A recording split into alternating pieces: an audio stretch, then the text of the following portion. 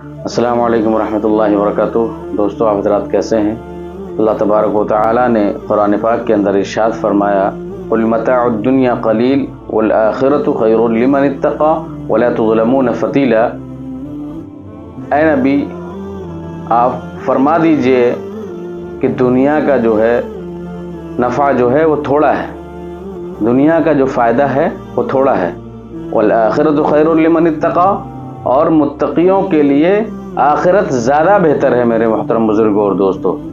وَلَا تُظْلَمُونَ فَتِيلًا، اور تم پر ایک دھاگے جتنی بھی زیادتی نہیں کی جائے گی۔ میرے محترم بزرگوں اور دوستو، عرض یہ کرنا ہے کہ دنیا کا جو بھی فائدہ ہے وہ ہمارے لیے بہتر نہیں ہو سکتا۔ آخرت کی کامیابی ہی ہمارے لیے اصل کامیابی ہے، اور اسی میں ہماری زندگی ہے۔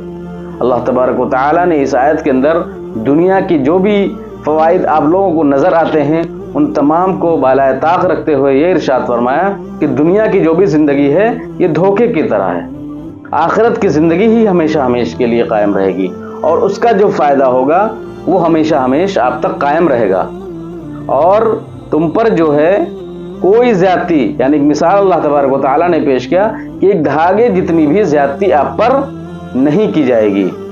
اس لیے آپ حضرات سے میں درخواست کرتا ہوں کہ اللہ تبارک و تعالی ہم سب کو دنیا اور آخرت کے اندر کامیاب فرمائے، اور آخرت کی کامیابی ہی ہم سب کو مبارک کرے۔ السلام علیکم ورحمۃ اللہ وبرکاتہ۔